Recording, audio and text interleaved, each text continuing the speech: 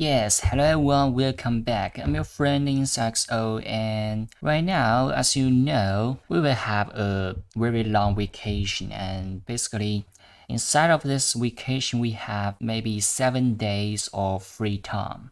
So what we should do inside of this long vacation? Well, I just decided to continue to learn something new, especially for me, the most important thing is one, improving my coding skills, and another one is to improve my mathematics skills because I think those two things are the fundamentals for my knowledge. And if I want to get into a higher level, I basically cannot skip the mathematics or some theory in the coding. So let's say we will try to learn something. And let's start from the mathematics. Let's say how far we can go by reading those theory or concepts of mathematics. This is a book that I was going to learn. But don't get me wrong, I don't love to read those Chinese books. I feel it's kind of boring and they never really tell you why things have to go on in that way. They never explain what they are thinking. So in the end, no matter how hard you try, you cannot always not understand. You can probably never be able to understand what they are said. For example, let me just get into one page of that.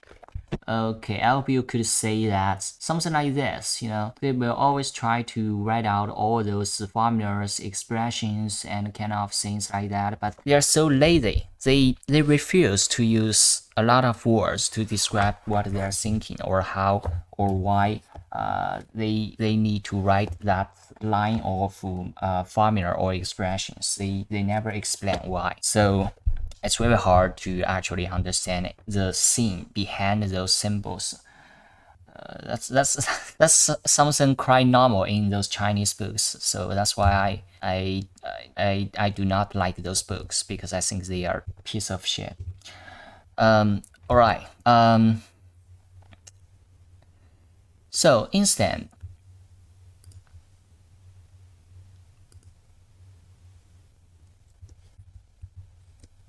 what I want to introduce you is a book called Probability Theory and Mathematics Statistics. So they are basically talking about the same thing, but it's an English-based book. And it's written in 1819 by a person. I don't know the other name. It's probably in somewhere. I didn't say it. Okay, probably this is the author out there. And it has a menu. You could say all those topics that we are going to get into. Oh, here we even got a section called Bayes formulas. Oh my god, that's something I think is very hard, but I never learned about that before. If we could master those kind of things, that would be cool.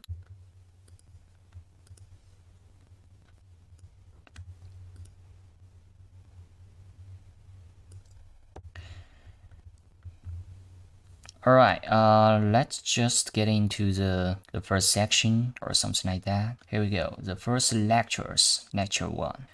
The content for this lecture is subjects of probability theories, elements of combinatorial analysis, events, operations on events, URM model. So the subjects of probability theory is a mathematical analysis of regularities generated by random events. The random event is an empirical event, which for a given set of conditions can be characterized by the fact that 1. It doesn't have a deterministic regularity. In a single experiment, it may or may not occur, so it has no rules out there. Second, it has a statistic stability. Relative frequency of its occurrence is stabilized when the repetition of the experiment is performed a lot of times. So what I said is that if you do that kind of action over and over again, you'll get some common patterns out there. Example, the fair coin is tossed. Let us consider a written event, falling out of heads. We do not know if this event will happen with a single flap of the coin. But if we make a large number of independent tosses, we notice that for a fair coin, the frequency of getting heads or tails is close to 0.5. I guess some of you guys may not know what is the meaning of the heads and the tails. But let me just do a search for you.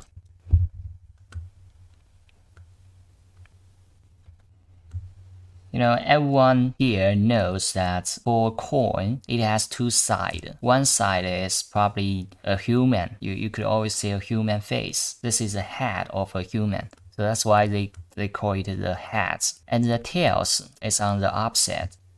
It's the opposite of this kind of thing.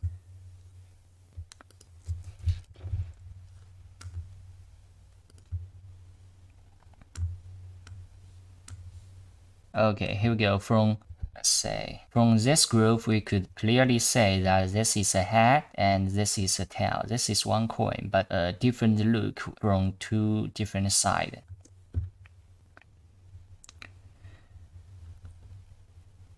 So what I just said, the subject of probability theory is to learn or is to analyze the regularities generated by some written events. And 2 elements of combinatory analysis. In different situations, there is a problem of calculating the quantity of elements of a set defined by those or other conditions.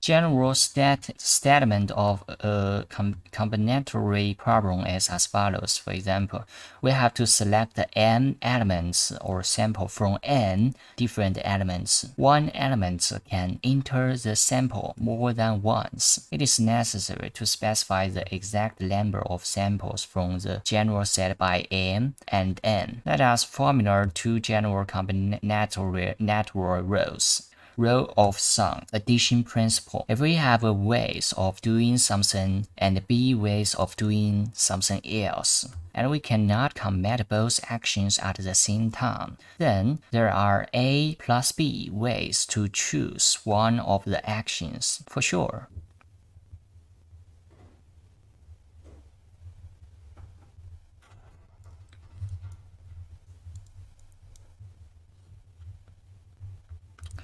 Rule of products, multiplication principle. If there are a ways of doing something and b ways of doing something else, then there are a times b ways of performing both actions. That was correct. I just want to draw some pictures for it so that I could explain it in a more intuitive way. Alright guys, let's continue.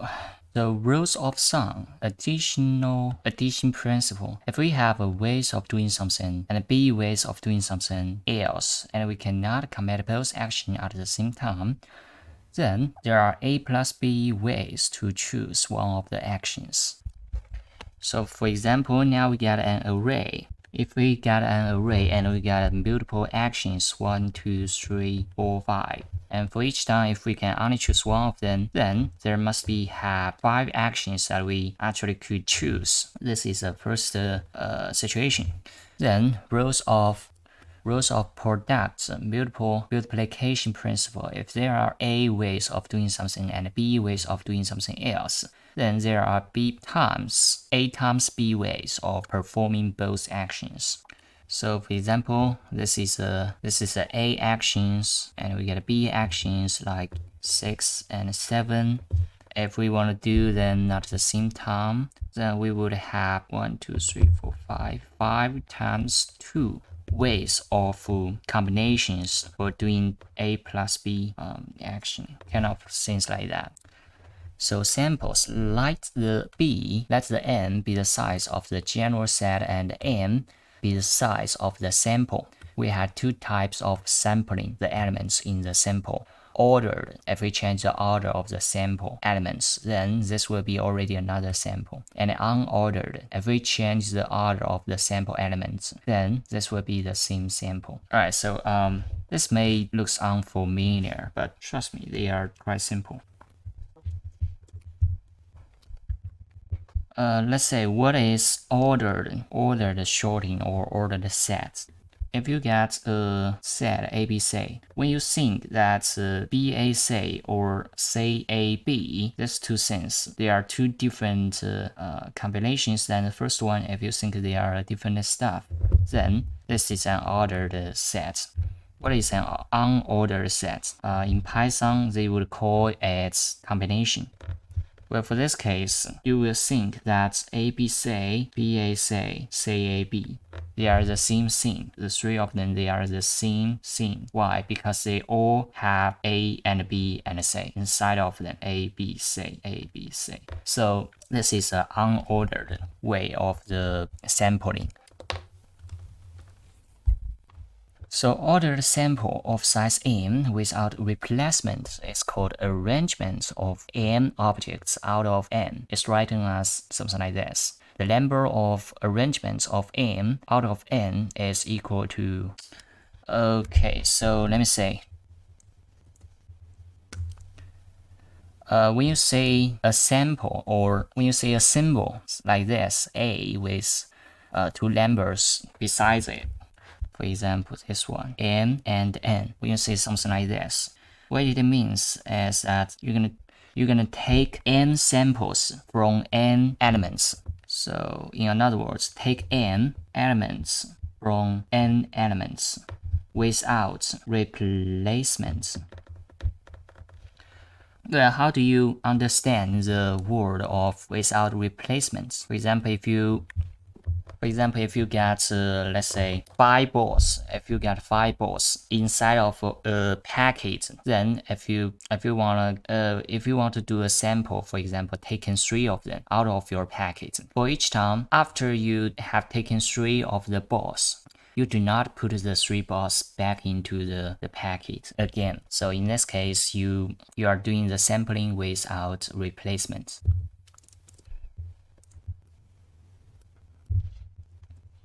And you can even use a formula to calculate out the results, or how many ways you could do for doing such arrangements. In other words, it's equal to something like this. But to be honest, I don't know how to read this kind of form. So I'm going to do a search.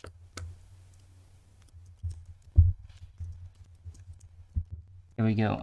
Let's say if he got something for us, a to the nth power. Yeah, that's something that we know. Oh, we read it like this. For example, this one we read it like 5 factorial. 5 factorial. This link is useful. We may use it later.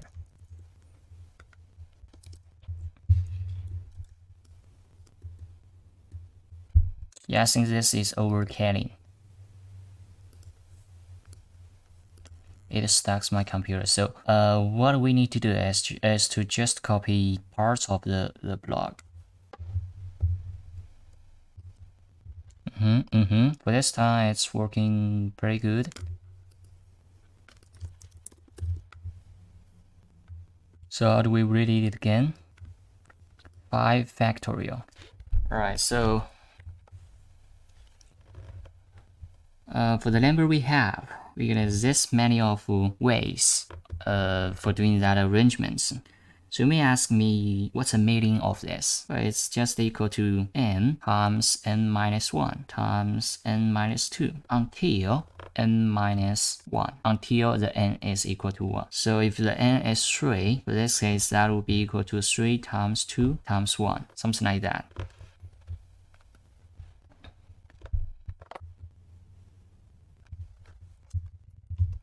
Back to here, to be honest, I I have a little bit confused. I don't know why this stuff would end up be something like this. So let me just do an analyze for it.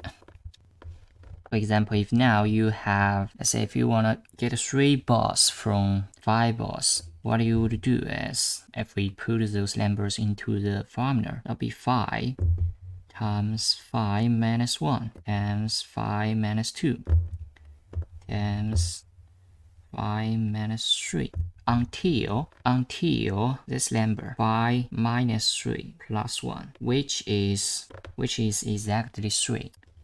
If you think about that, this would be the answer, because this is n minus m plus 1. Then it's equal to something like this. But I still do not understand why.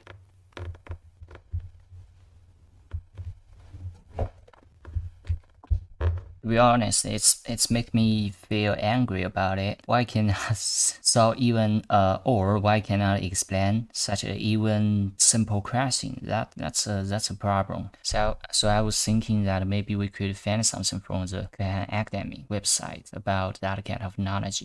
Here we go. I think this one is a section that we will be using statistics and probability, and especially this one, counting. Permutations and combinations. And especially for this one, we are going to look into the combination formula.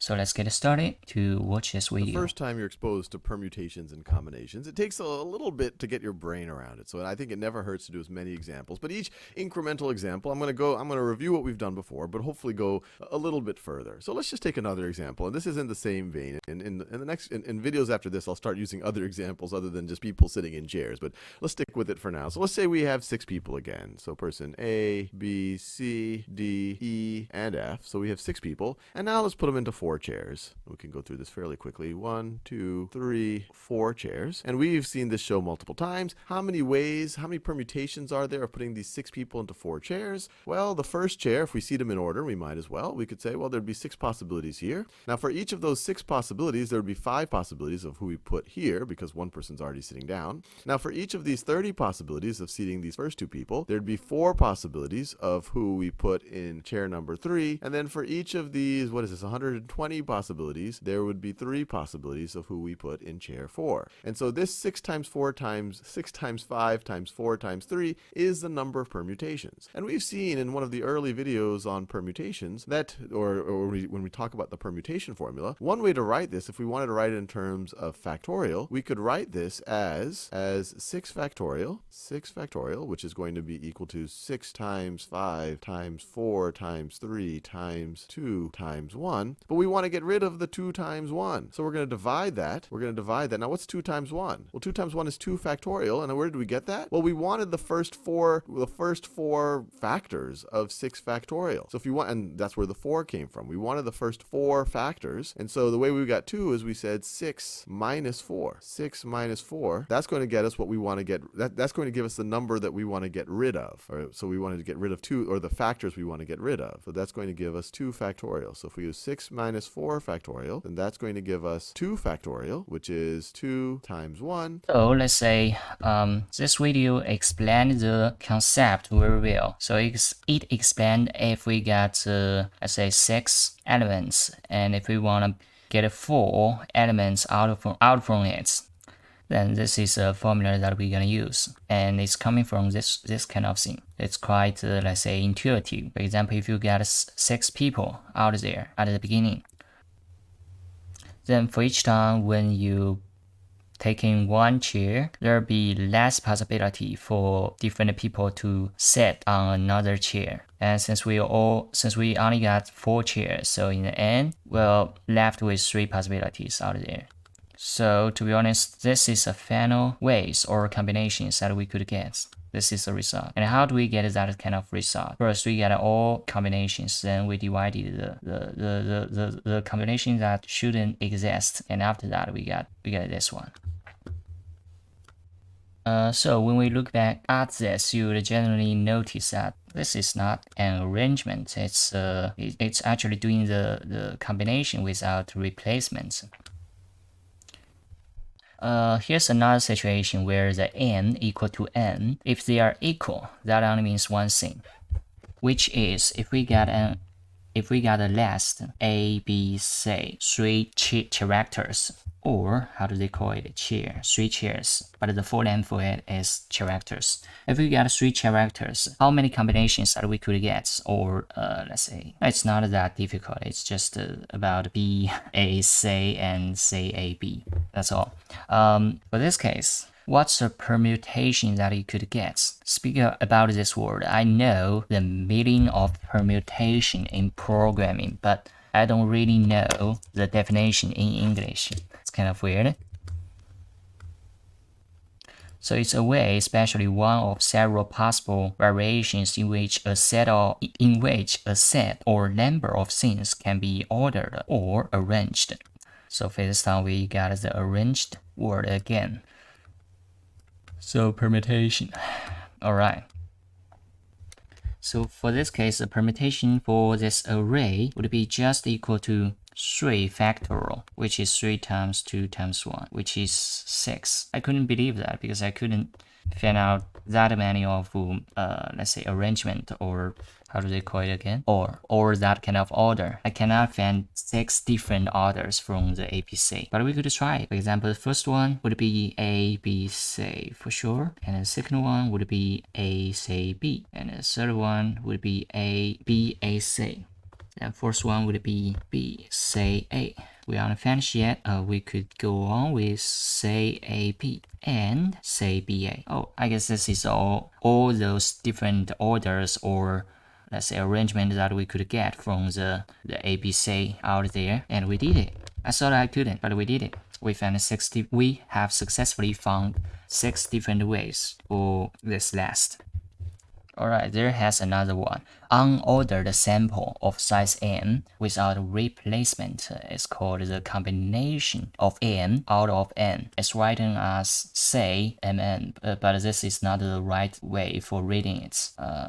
We should read it like this: the number of combinations of n out of n. This is the correct reading for this symbol. So anyway, when you say something like this, the say out there, this big word, it means the combinations. A combination, as I said before, it doesn't care about the order. It just cares about the elements, whether they are the same in a set or not. But for the A right in here, it is different. This is called the arrangement. For the arrangement, if you got the same elements inside of a set or a list, but with a different order, then we will think they are different things. So the order matters in this case. So back to this book. How can we get the total combinations for such a thing? We do it with this. But to be honest, I still do not understand why it has to be something like this. Why we have to divide it by n factorial. And then these cancel out, and we are all set. And so this is one way. This is, I put in the particular numbers here, but this is a review of the permutations formula, where people say, hey, if I'm saying n, if I'm taking n things and I want to figure out how many permutations are there, putting them into, let's say, k spots, it's going to be equal to n factorial over n minus k factorial. That's exactly what we did over here, where 6 is n and k, or 4 is k. 4 is k. Actually, let me color code the whole thing so that we see the parallel. Now, all of that is review. But then we went into the world of combinations. And in the world of combinations, we said, okay, permutations make a difference between who's sitting in what chair. So for example, in the permutations world, and this is all review, we've covered this in the first combinations video.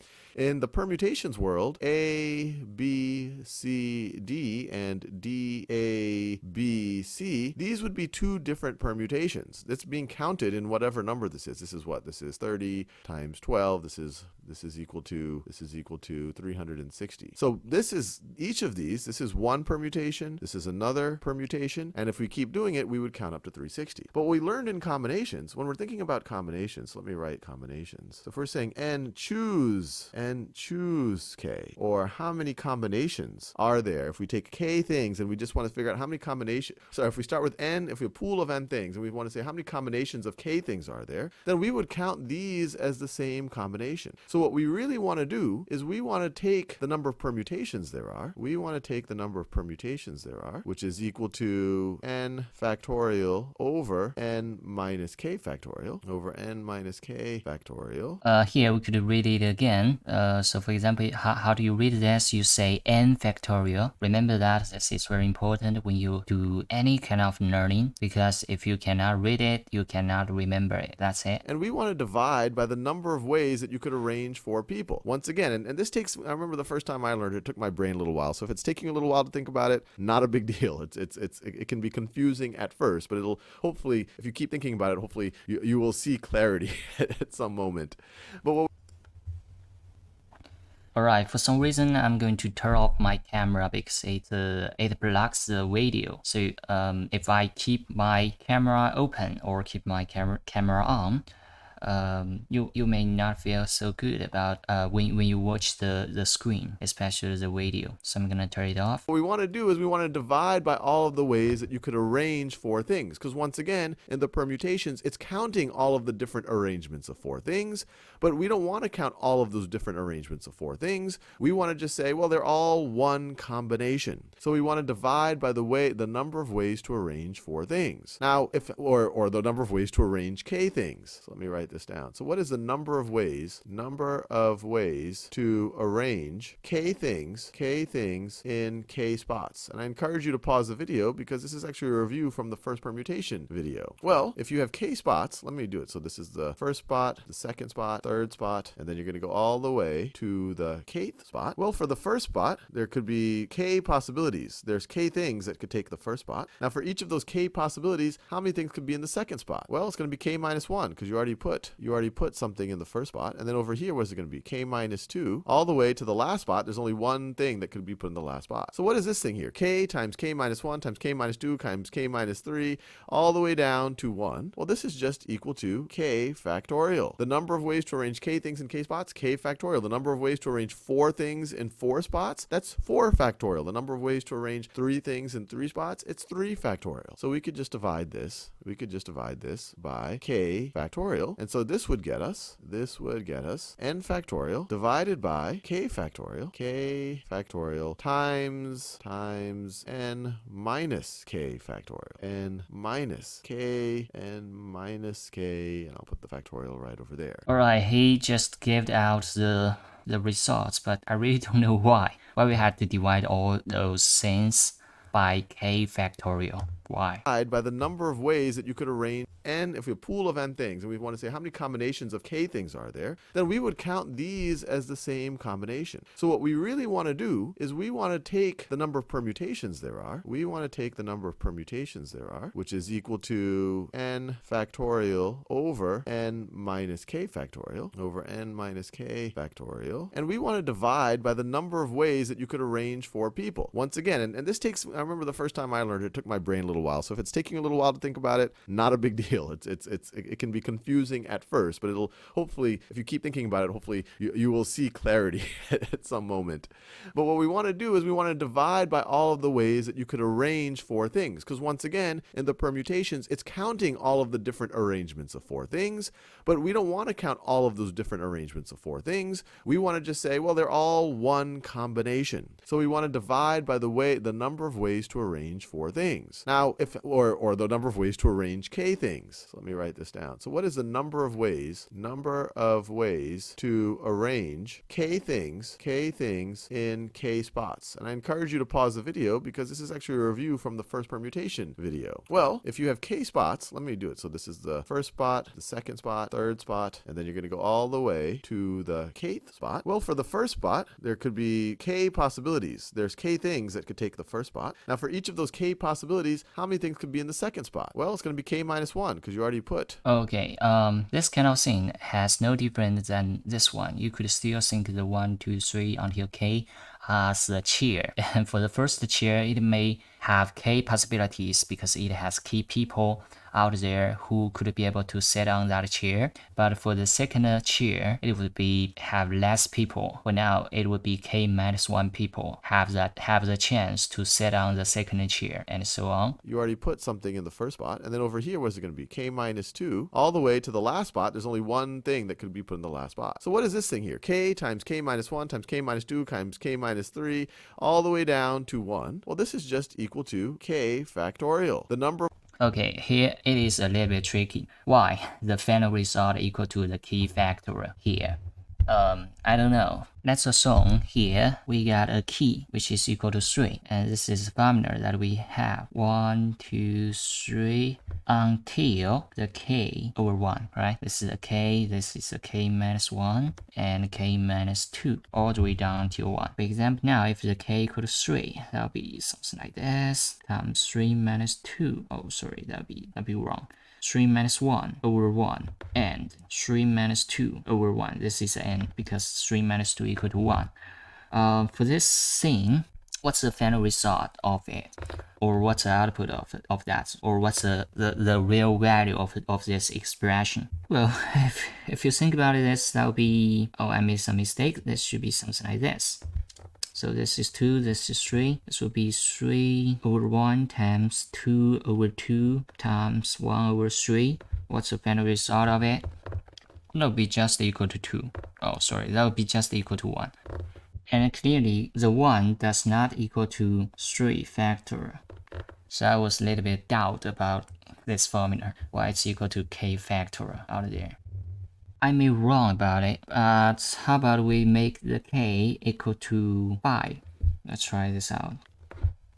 For this one, you know, the 4 cancels out, the 2 cancels out, the 5 cancels out. In the end, we still get 1. So why? Why do you think that?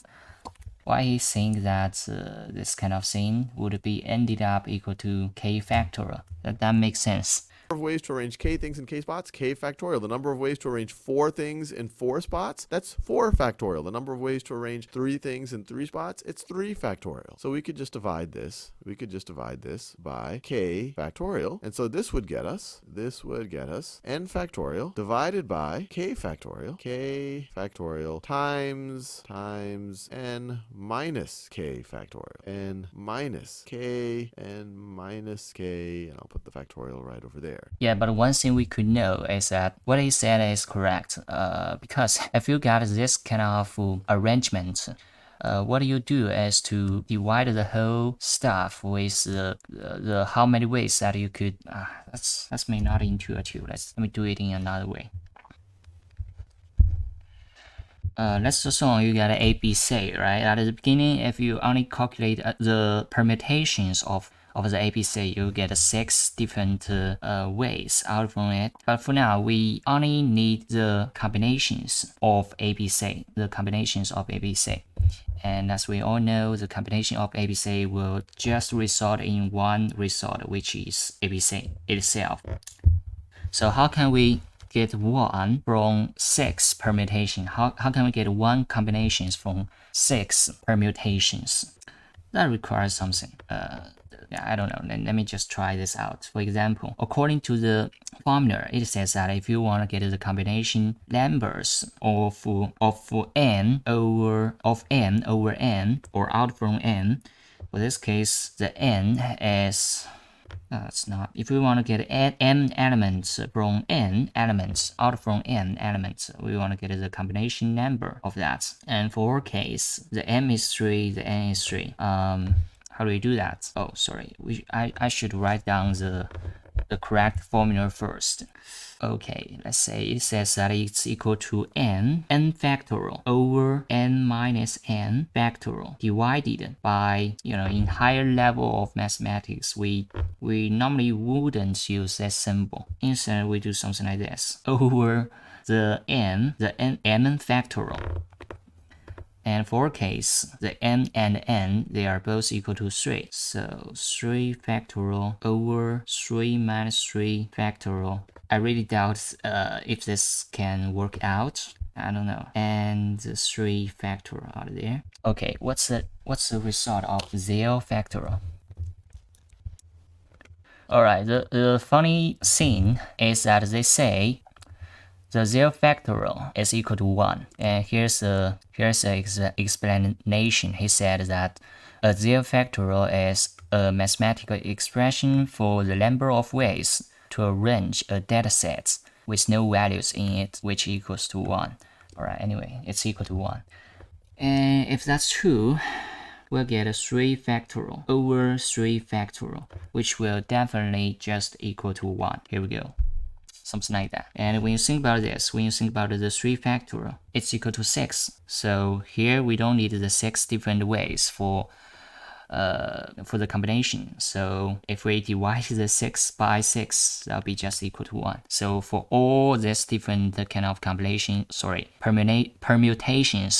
it only leads to one combination, which is the ABC itself, which is just equal to one way of doing that. So the formula for the combination was correct. We should not doubt it anymore. Okay, here it has another situation. An ordered sample with replacement is called the arrangement with replacements. You can represent it with this symbol, which is weird. I have never seen such a symbol before. But according to his, yeah, that's correct. That's definitely correct. So if we get a base number of n, then for each time when we take n out of n for the next sample, we put the n back to the n. So for each time, no matter what we do, we will always have n elements inside of that. So the chances for us to get the n would be always equal to n. So in this case, that would be equal to m numbers of n multiply each other. In other words, it's the results equal to n to the n power.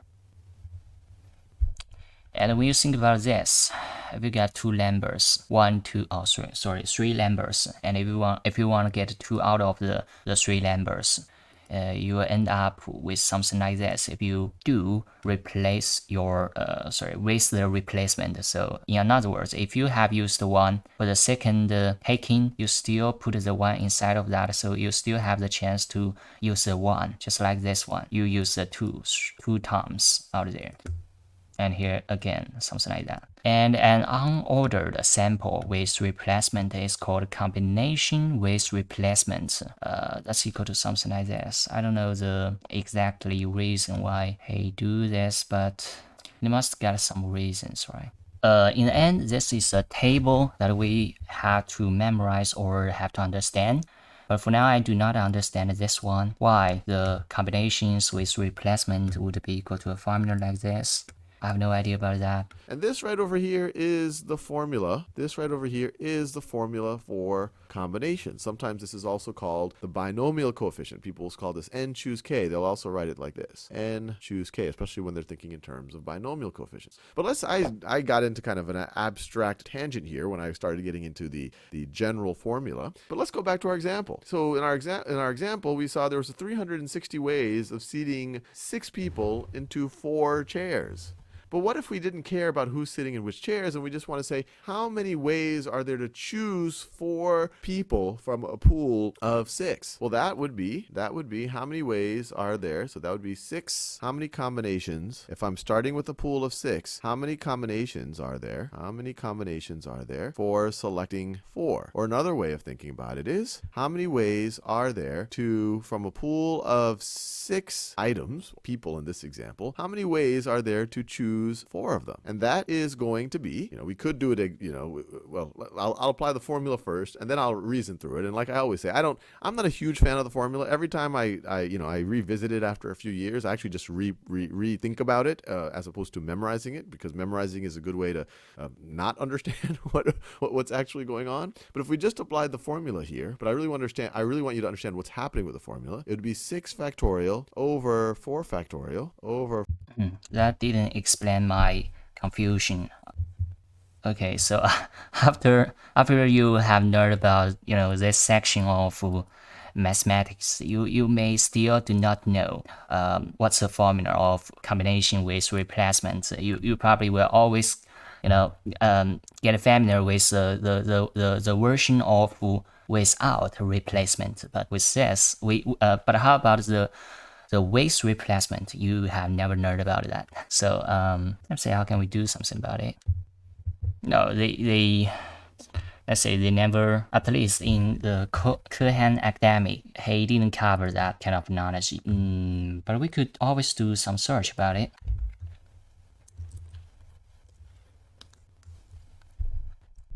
From this website, it says that combination with replacement is defined and given by the following probability function, something like that. If we, be honest, this kind of form is different than the Chinese version of that. But it should be fine to understand it. For example, here he gave us the explanation for it. N equal to number of items which can be selected. R equal to the number of items which are selected. Alright, so let's go on.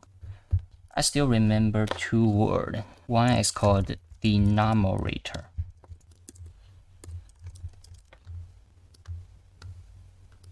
Numerator.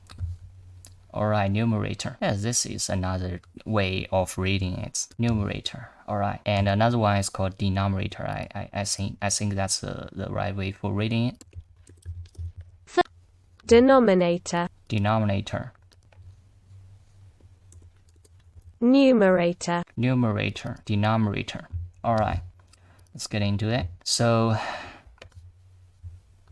for the numerator, here it's n plus n minus 1. Why he wanted minus 1? And it's gonna divide by the n factorial, and it's gonna divide the n minus 1. Why he still do that? N minus 1. It's kind of hard to understand. In this video, I'm going to go over how to calculate combinations with replacement. Already we can see that there's a difference in notation. So instead of parentheses, we have n choose k with double parentheses. We have the parentheses equaling k plus n minus 1 choose k. And then we have the formula itself. We have k plus n minus 1 factorial over k factorial times n minus 1 factorial. I'm going to go over how to calculate this. The most common example of this is comparing this to choosing different variants of ice cream. And you have all these different variants of ice cream, which will represent A, B, C, D, and E, and how you best pick them in a repeated combination. And just like before with the combinations, order doesn't matter. That is the main difference between what you're being asked for. So in a example question or a test question, when it says with replacement, order doesn't matter, those are the two things you care about. And that's how you know it's going to be a combination with replacement. If it says with replacement, order does matter, now you have to go back to permutations and you do the calculation for the permutations. So the first one we have 5 choose 1. So it's a fairly simple calculation for now. It's 1 plus 5 minus 1 factorial over 1 factorial times 5 minus 1 factorial. And that gives you 5 factorial over 1 factorial times 4 factorial, which expands out to 5 times 4 times 3 times 2 times 1 over 1 times 4 times 3 times 2 times 1, which reduces down to 5 over 1 or 5 combinations. So it actually gives you the exact same answer as the 5 choose 1 without replacement.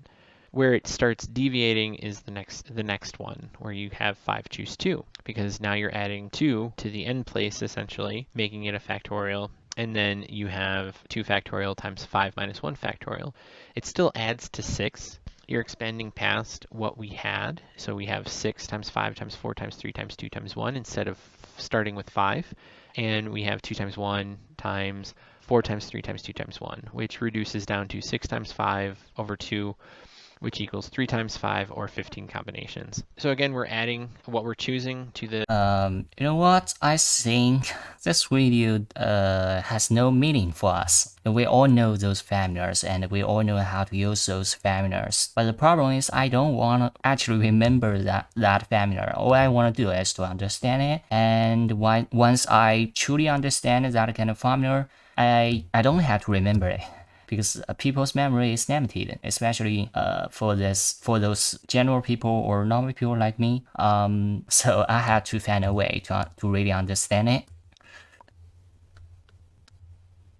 In the previous lecture, we have learned about permutation of objects, wherein we had 4 objects R, B, G, and Y, and there were 4 positions. The first position can be filled either with R or with B or G or Y. Therefore, we have 4 choices for the first place. Once we fix one of the objects, we are left with 3 objects. These can be placed over here. So the second position can be filled in 3 different ways. And once we push one of the object, we are left with 2. Therefore, the next position can be filled in 2 ways. And let's push 1. Then the last position can be filled in 1 way. That is the leftover option. Because these are disjoint, we can use the product rule to find the number of permutations, and it comes to be 24. Here, one very important thing to note: the first position was the number of objects. The second position was number of objects minus 1, because one object has been used here. Now, once we move on to the next, it is number of objects minus 2, because 2 have been used, and so on. Now, think of a slightly different scenario. Here we have 4 color pencils: blue, green, red, and yellow. And there are 4 circles to be filled with these colors. Now, look at the first circle. The first circle can be filled with any of these 4 colors. Therefore, it can be done in 4 different ways. And let me pick one color. I'll take up the green color. Then I'll fill this. Then I'll put the green color back. Now, if you move on to the next circle, how many ways can you fill this? This can be filled with blue or green or red or even yellow. Again, I have 4 different choices. The reason being, the green color has been replaced into the set. Let's fill this with yellow. Now, moving on to the next one. The third circle can again be filled with 4 different ways, because 4 colors are still available. Let me use green for this. And I'm able to use green because the color has been kept back into the set. Now, the last circle, even this can be filled in 4 different ways. And let me use red. So the number of ways of coloring these 4 circles will be, using the product rule, it's 4 power 4. This concept is called permutation with replacement, where once the object is used, you can put that back into set so that it can be reused again. Let's generalize this with n objects and R selections. Permutation with replacement. If we have n objects, Of course, we know the formula of permutation with replacements. What I really care about is a combination with replacements.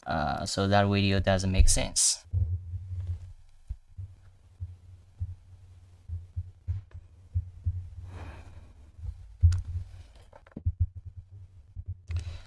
You know what? Maybe this one we could do some memorization because I really couldn't find a proper way to understand it. But here's a simple way to memorize it, because it uses the same combination formula, but with a little bit different out there. For example, the n now becomes n plus n minus 1, and that's it.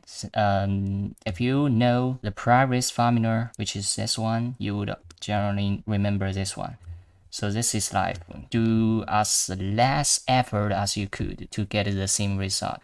Alright, here it has another concept. For example, this one, this symbol, it means a set which has nothing inside of that. And they also call it impossible events. It is the event that never occur. And this here you get another symbol. You get a line. You get a horizontal line above a symbol. This means the opposite set of that event. Let's see, how do they call it? And events A and opposite A are called mutually opposite if these events and only these are possible. In the given experiment, if A occurs, then the opposite of A does not occur, and controversial, and conversely, sorry about that. And here's another definition for the event operation. So your line or sum of events A and B, you can write it as A union B or A plus B. It means that A and B both occur in a way, not occur at the same time, but they will both occur.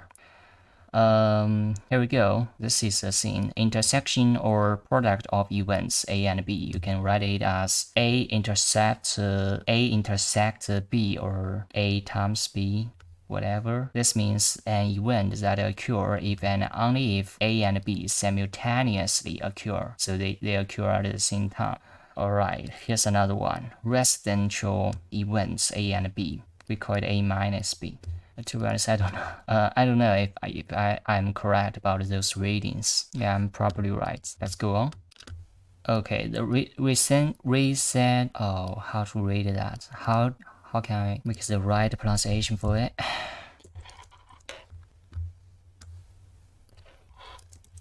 Residual.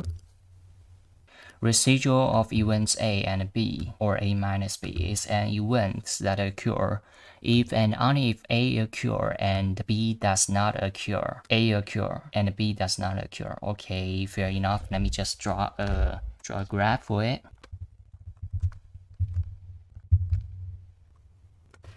For example, we got an event of A, and inside of this event of A, we got another event called B. So what's the possibility of A minus B, which is when A occurs, B does not occur? Well, that's the area of the outside of B, but within the A. Something like that. I hope you understand it. And here's a new concept called URN model. Yeah, to be honest, I have no idea about this. Inside of this model, let's suppose there is an URN with balls of equal size. We randomly select a ball from this URN. This is a container, probably a container, I don't know. Let the omega equal to W1 to the Wn be the set of all balls in the container. If we take out the ball Wi, which belongs to A, where A is some subset of the set. Yeah, how to read that again? I forgot about that. Omega, probably. I don't know.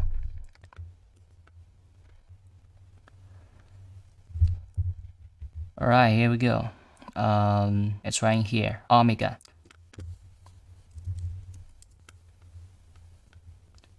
Where A is some subset of the set omega, then we will say that an event A occur. What's that?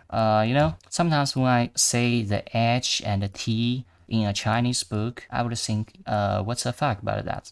And now I understand the H means the head of a coin, the T means the opposite of that coin, opposite side, which is the tails of that coin.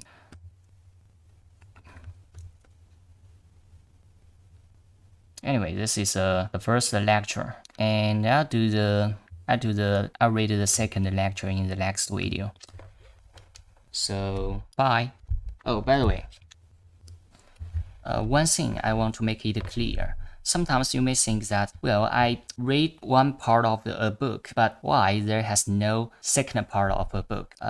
It's not something that due to my lazy life. I indeed read the second part of that book, but I found maybe it's not that useful as the first part of that book. So even though I have recorded that kind of video, but I didn't release it to the public because I think it's not worth for your time. So for this case, just trust me, if you have some interesting about that book, go look for yourself. But if you don't, there has no second video for that book. But if I found that book is all useful across all those sections of that book, then I will read it from the start to end without any problem. So don't worry about that. I simply not that kind of guy who easily give up. So that's it. I'll see you guys in the next video. Bye.